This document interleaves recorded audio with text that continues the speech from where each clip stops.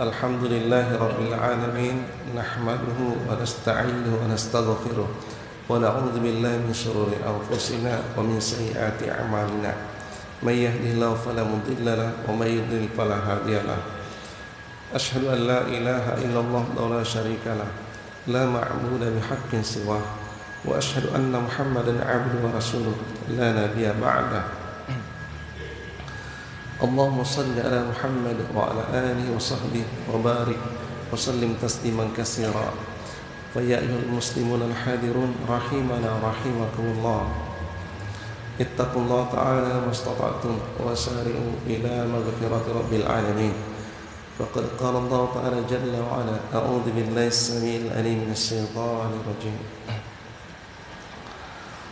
يا أيها الذين آمنوا اتقوا الله حق تقاته ولا تموتن إلا وأنتم مسلمون يا أيها الناس اتقوا ربكم الذي خلقكم من نفس واحدة وخلق منها زوجها وبث منهما رجالا كثيرا ونساء واتقوا الله الذي تساءلون به والأرحام إن الله كان عليكم رقيبا يا أيها الذين آمنوا اتقوا الله وقولوا قولا سديدا يصلح لكم أعمالكم ويغفر لكم ذنوبكم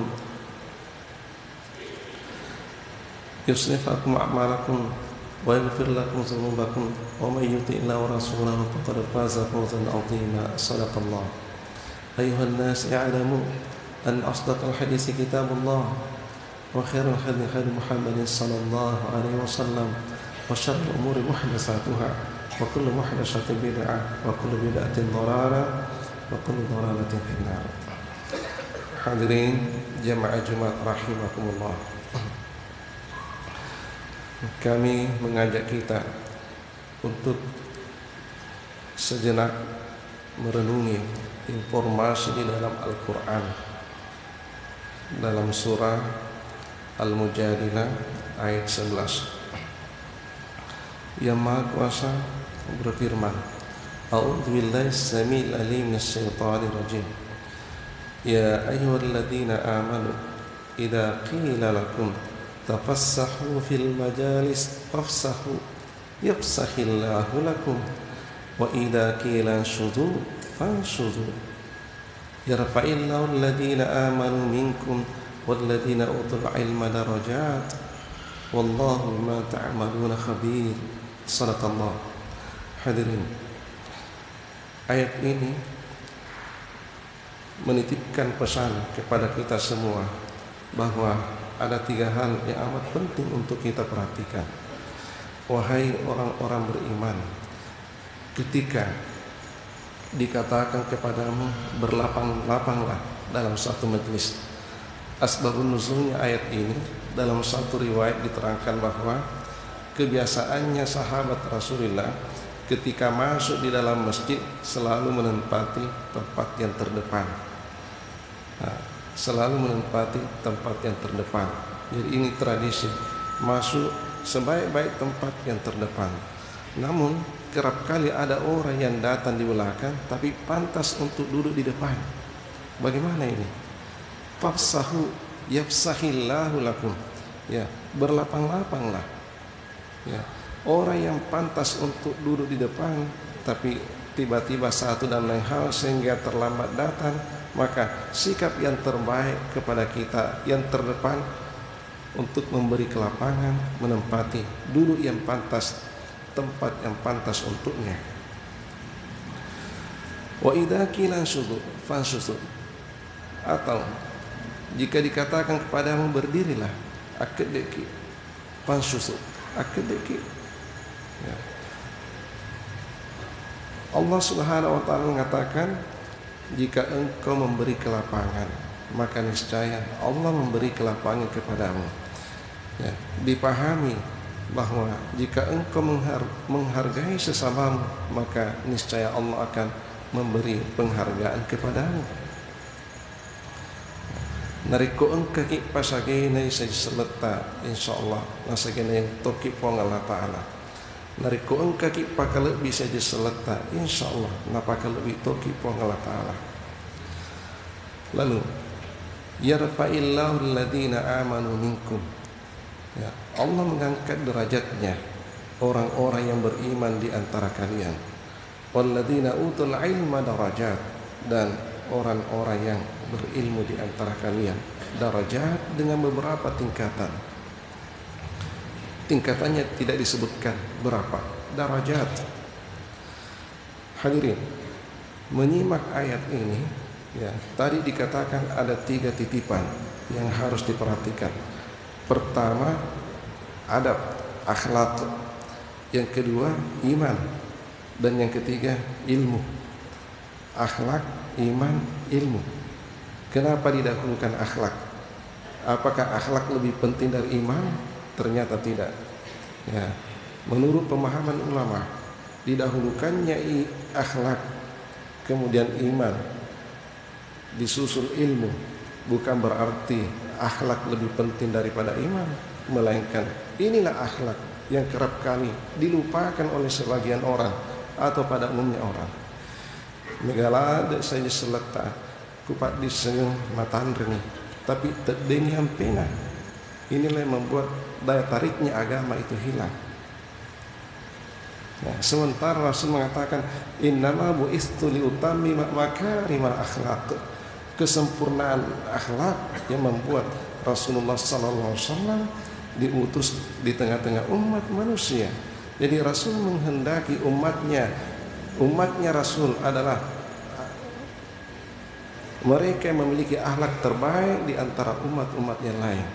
Irona katena bita lalorola de idi ke umatna kami nama kesing ampe-ampeta. Hadirin jemaah Jumat rahimakumullah. Akhlak, iman, ilmu.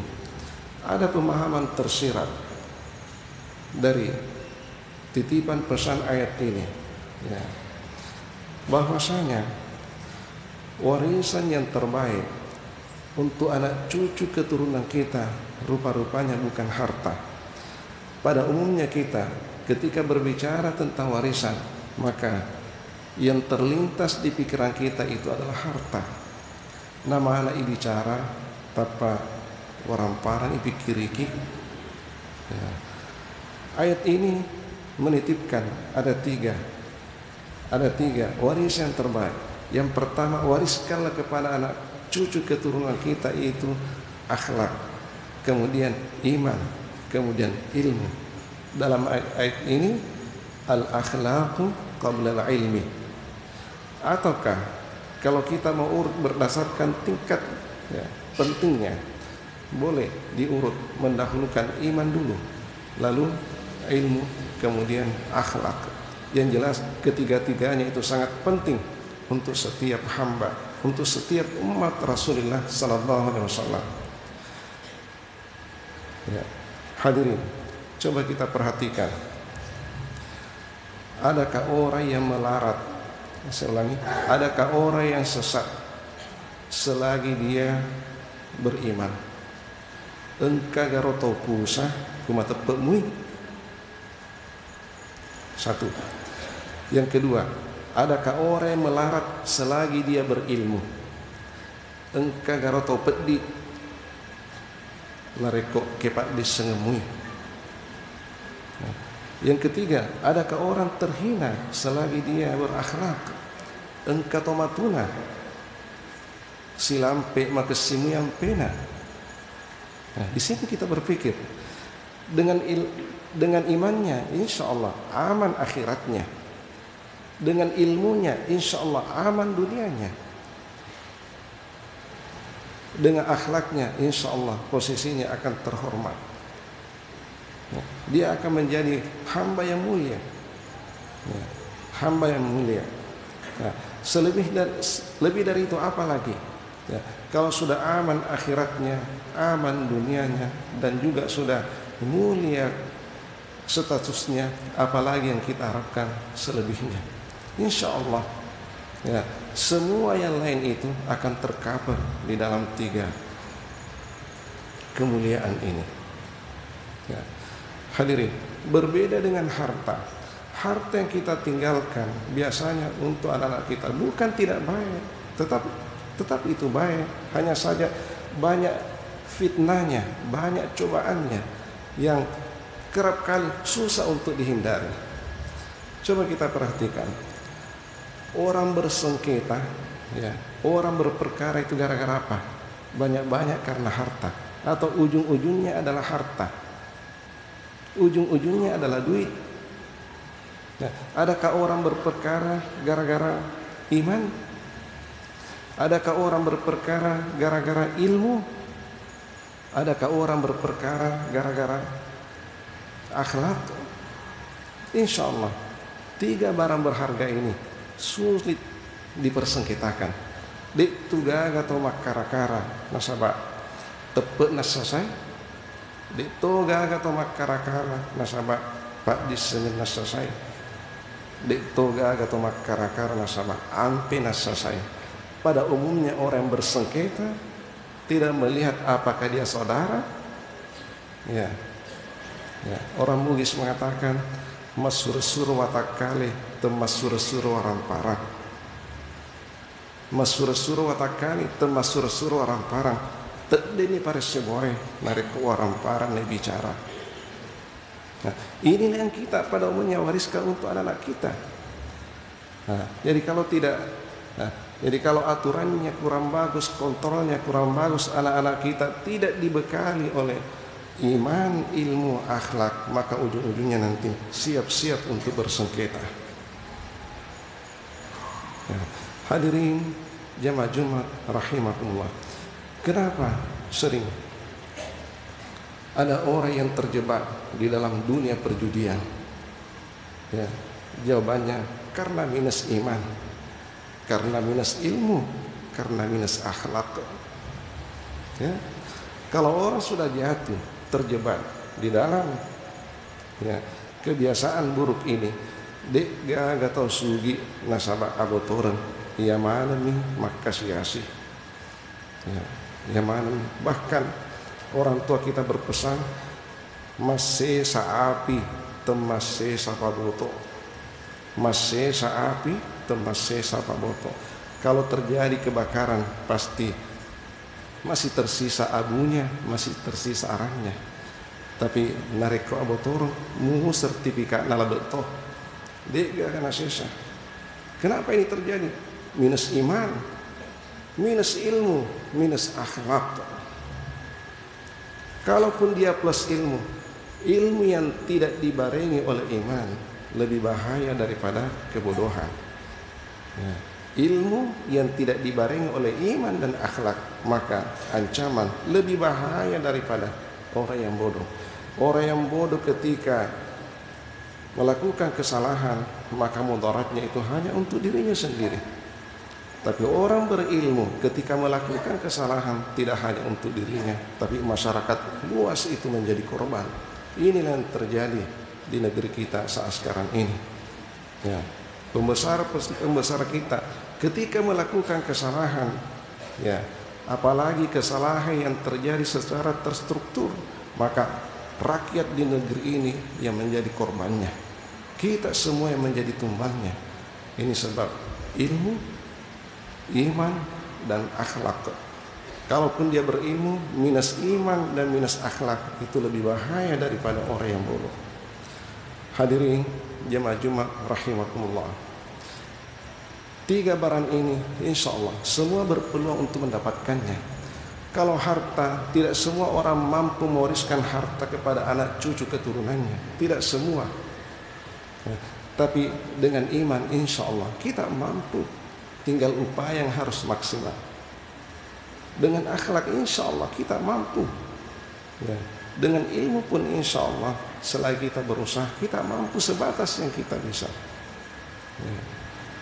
Rupanya ketika kita merenungkan ayat ini, insya Allah seorang orang tua yang mendambakan keselamatan, yang mendambakan keselamatan dunia akhirat, tidak menjadikan anak-anaknya itu sebagai ancaman, maka obatnya persiapkanlah ketiga-tiganya ini untuk anak cucu keturunan kita. Bekali mereka dengan iman, bekali mereka dengan ilmu, bekali mereka dengan akhlak. Insya Allah anak kita selamat dan kita juga orang tua akan selamat. Anak kita tenang, kita juga orang tua akan tenang. Kita akan terhindar dari kemungkinan fitnah yang akan merepotkan dan mengancam keselamatan kita di dunia hingga di akhirat kelak. Hadirin jemaah Jumat rahimakumullah. Sebelum khutbah ini kami tutup, pentingnya akhlak itu untuk diperhatikan. Dikisahkan dalam suatu riwayat Rasulullah SAW menjelang akhir hayatnya, beliau ditunggu di masjid untuk datang salat jamaah, tapi beliau terlambat. Apa yang terjadi? Ternyata beliau sudah sakit keras, beranjak dari tempat duduknya, jatuh pingsan. Ditunggu sampai siuman. Setelah siuman beruduk lagi, kemudian beranjak dari tempatnya, jatuh pingsan lagi. 2 atau 3 kali Rasulullah SAW mengalami hal yang serupa. Lalu beliau mengirim pesan, diminta kepada Bilal untuk segera qamat, Abu Bakar As-Siddiq untuk memimpin salat jamaah. Lalu karena ini jamaah tidak mau Bilal bin Abi Rabah radhiyallahu anhu tidak mau qamat selagi Rasulullah belum datang. Sampai pesan itu tiba kepadanya, beliau qamat. Setelah qamat, Abu Bakar As-Siddiq radhiyallahu anhu memimpin salat. Berat hatinya, tapi karena ini titipannya Rasulullah, maka beliau memimpin salat. Tatkala beliau memimpin salat, tiba-tiba Rasulullah datang. Ya, jamaah di belakang itu tasfiq, ada yang tepuk tangan, memberi isyarat kepada Abu Bakar, wahai Abu Bakar, Rasulullah datang. Begitu Abu Bakar As-Siddiq sedikit menoleh ke kiri, melihat Rasulullah ada menempel di sisi kirinya. Abu Bakar As-Siddiq itu mundur, Rasulullah SAW menolak. Abu Bakar As-Siddiq mundur lagi, ditolak lagi oleh Rasul. Ya, sampai ya seusai sholat, Rasulullah bertanya kepada Abu Bakar, ya Abu Bakrin, ma mana'aka an tasbuta iddafa'atuk? Apa yang membuat engkau tidak bertahan di tempatmu tatkala aku menyuruhmu untuk bertahan di tempatmu, tatkala aku menolakmu untuk bertahan di tempatmu? Apa kata Abu Bakar As-Siddiq? Ya Rasulullah, maka li ibni Abi Quhafa ay yataqaddama baina yaday Rasulillah. Wahai Rasul, tidaklah pantas ini putra Abu Quhafa, bapaknya Abu Bakar As-Siddiq, namanya Abu Quhafa. Tidak pantas ini putra Abu Quhafa berdiri di depannya Rasulullah. Subhanallah, ini akhlak. Nah, itulah sehingga ulama mengatakan al-akhlaqu qabla al-ilm. Akhlak dulu baru ilmu. Secara ilmu yang kita pelajari, yang namanya imam harus di depan. Tapi ketika itu, karena Rasulullah di sampingnya, beliau enggan untuk mendahului Rasulullah. Inilah akhlak. Ya. Betapa mulianya Abu Bakar As-Siddiq radhiyallahu anhu, orang kedua setelah Rasulullah. Ya, di antara penyebabnya karena Abu Bakar As-Siddiq memiliki akhlak. Inilah cerminan akhlak yang patut untuk kita teladani. Semoga kita semua menjadikan akhlak ini bagian terpenting dalam hidup kita, dan juga untuk kita wariskan kepada anak cucu keturunan kita setelah ilmu dan iman. Iman, ilmu, akhlak, atau akhlak, iman, ilmu. Wallahu a'lam. Barakallahu li wa lakum fil Qur'anil azim, wa nafa'ani wa iyyakum minal ayati wad dzikril hakim, wa taqabbalallahu minni wa minkum tilawatahu innahu as-sami'ul alim, wa qur rabbi ghfir warham wa anta khairur rahimin.